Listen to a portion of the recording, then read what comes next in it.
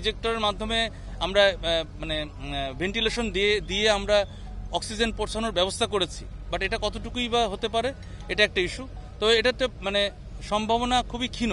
তারপরেও অলমাইটি আল্লাহ যদি চান যে অবশ্যই অনেক কিছু সম্ভব, তবে সম্ভাবনা গতকাল না না, এটা তো যখন আমরা দেখেছি যে আমাদের এই সার্চ ভিশন ক্যামেরা যখন গিয়েছে, আমরা যখন আসার পরে সার্চ ভিশন ক্যামেরা যখন আসার পরে যখন দেখা হলো যে উপরে আপনার হচ্ছে মাটি পড়ে গেছে, যেটা তখনই স্থানীয় যারা ছিলেন তারাই বললেন যে আপনারা আসার আগে আবার আমাদের স্থানীয় যারা আছেন তারা আবার চেষ্টা করেছেন। স্বাভাবিক, এটা একটা ইমোশনাল ইস্যু, চেষ্টাটা করবে এটাই স্বাভাবিক। কিন্তু আমরা যখন সার্চ ভিশন ক্যামেরা দিয়ে দেখলাম তখন কিন্তু মাটি পেয়েছি, মাটি এবং খড়কুটো, এটা সারা বাংলাদেশ দেখেছে। সুতরাং এখন আশাটা কতটুকু এটা আপনিও বুঝতে পারছেন, আমি বুঝতে পারছি। তবে আমরা সর্বোচ্চ চেষ্টা করব, আমরা ভিকটিম উদ্ধারের জন্য চেষ্টা করব। এটা অ্যালাইভ হোক আর ডেড হোক, এটা আমাদের ইস্যু না। আমাদের ইস্যু হচ্ছে আমরা ভিকটিম উদ্ধার। মাটিতে এটা আসলে চাপ পড়ে গেছে। এই তৎপরতা কি সারা রাত চলবে? আমরা চেষ্টা করতে থাকবো।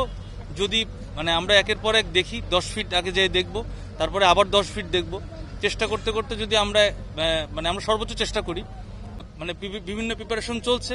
এই ভূমিকম্পের হওয়ার পরপরই আমাদের বিভিন্ন জায়গায় বিভিন্ন আলোচনা হয়েছে এবং সকল সংস্থা একসাথে মিলে আমরা মিনিস্ট্রিতে আমরা বিভিন্ন আলোচনা করছি কিভাবে এই আগামী দিনের সমস্যাগুলো উত্তরানো যায়। সুতরাং আমরা ব্যবস্থা করছি। আর প্রথম প্রশ্নটা ছিল যে বাচ্চাটার কি অবস্থা, এটা আসলে আপনারা বুঝতে পারছেন যে এত গভীরে ছোট্ট, মানে এটা তো 8 ইঞ্চি এখন হয়ে গিয়েছে 6 ইঞ্চি। তো এরকম 8 থেকে 6 ইঞ্চির একটা সুড়ঙ্গতে অনেক নিচে কতটুকু অক্সিজেন থাকে এটা আপনারা বুঝতে পারছেন। যদিও আমরা মানে ফায়ার সার্ভিসের সক্ষমতার সাথে সামঞ্জস্যপূর্ণ ওইটাই রয়েছে। ফায়ার সার্ভিস সক্ষমতাটা কি, আমাদের ফায়ার সার্ভিস আগে যখন 2009 সালে ধরেন ছিল 200টা প্লাস স্টেশন। এই মুহূর্তে যখন আমি দাঁড়িয়ে কথা বলছি তখন আমাদের স্টেশন সংখ্যা 537, কিন্তু জনবল কিন্তু একই রয়ে গিয়েছে। এই সীমাবদ্ধতা সব জায়গায় রয়েছে। তবে আমি সীমাবদ্ধতা শুধুমাত্র আমার সীমাবদ্ধতা থাকতে পারে, আমাদের অন্য সংস্থারও সীমাবদ্ধতা থাকতে পারে, কিন্তু সকল সংস্থা যখন আমরা একসাথে কাজ করি, একই আমব্রেলায় কাজ করি, তখন কিন্তু সীমাবদ্ধতাগুলো অনেকটাই আপনার চলে যায়। বাংলাদেশের যখন ভূমিকম্প হবে তখন নিশ্চয়ই একটা সংস্থা কাজ করবে না, এখানে আপনার সকল সংস্থা কাজ করবে। এবং সকল সংস্থা যখন একটা নির্ধারিত একটা আমব্রেলার আন্ডারে মানে একটা জায়গায় আমরা আসব, একসাথে আমরা যখন কাজ করব, তখন কিন্তু আমরা অনেকটাই সক্ষম।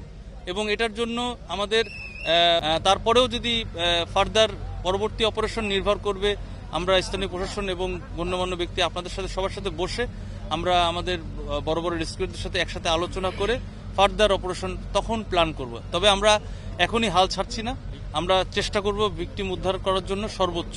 এবং ভাইব্রেশনের যে ইস্যুটা আসছে সেটা কিন্তু এর থেকে আরো হেভি জিনিস ছিল, যেগুলো মানে আমরা দূরে তো করেছি। মানে আপনি দেখবেন যে যেই সাইট তার থেকে অন্তত ন্যূনতম 10-15 ফিট দূরে আমাদের এই এক্সকাভেটরগুলো থাকছে। তবে এটা মানে এটার অবশ্যই সম্ভাবনা হতে পারে যে যেহেতু ওখানে পাইপই নেই, মানে ওই গর্ত যেটা ছিল সেখান থেকে কিন্তু পাইপটা উঠে গিয়েছে। সুতরাং এরকম ঘটনা ভাইব্রেশন ছাড়াও হতে পারে, যে একটা মাটির হালকা চাপ পেলেও এটা কাভার হয়ে যেতে পারে ওই গর্তটা। আর আমরা তো বললামই যে আমরা এসেই দেখেছি যে যেই ভিকটিমের উপরেই অন্তত প্রচুর পরিমাণে মাটি পড়েছে।